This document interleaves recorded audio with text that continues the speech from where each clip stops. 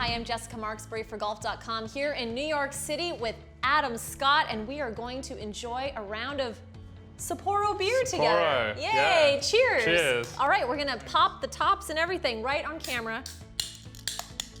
All right. One more cheers now that we have them open. Exactly. Thank you. Thank you.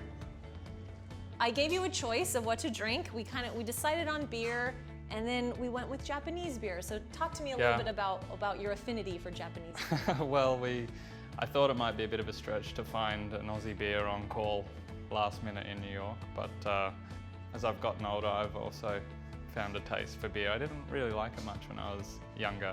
Now I do, and yeah, the Japanese beer is really nice, so we went for that today. Well, as I said, we're here in New York City. We're on a set at the moment where you've been doing a photo shoot for pretty much the entirety of the day. Does that ever get old for you? I mean, having your picture taken and doing video interviews, but you've been doing this for quite a long time. Sure, I have, and I'm sure you've enjoyed getting me to do some funny stuff today that you wouldn't normally see me do.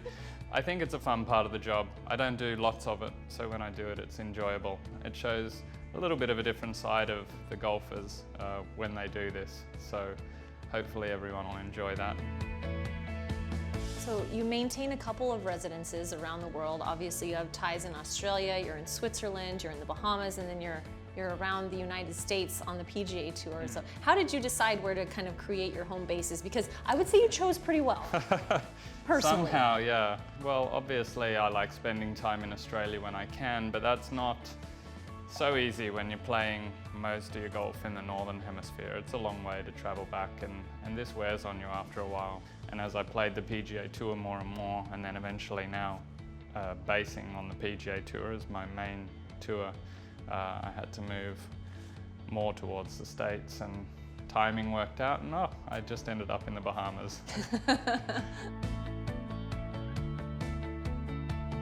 But still, home is certainly Australia for me, and I'm pretty lucky I get to spend November, December and January back there most years.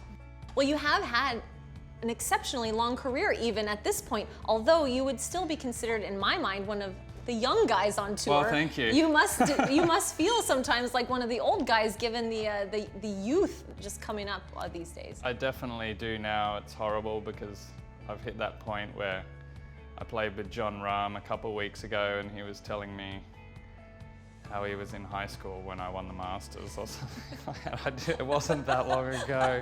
I mean, it's awful stuff like this. So I've hit that point where I am one of the older guys out there.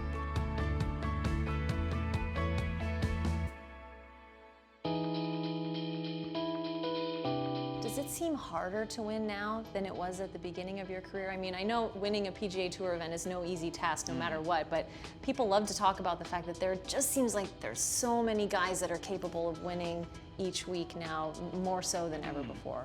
Yeah, it's an interesting one. Maybe, but at the beginning of my career, there was this guy, Tiger Woods, who was in the prime of his career, and he played at an exceptional level every week, and it was really hard to beat him too. So it just seems like there's always been incredible competition. I mean, it's easy to forget because we live in just like this fast-paced world where everything is about now, and you know, if you're not there today, then you're forgotten about. But Tiger won in every 3 tournaments for a 10-year period that he played. To think about where all the young stars are at today and the expectation of what they'd have to do to live up to what Tiger did is not realistic at all. You have to be realistic as well, because I'm 37, you know.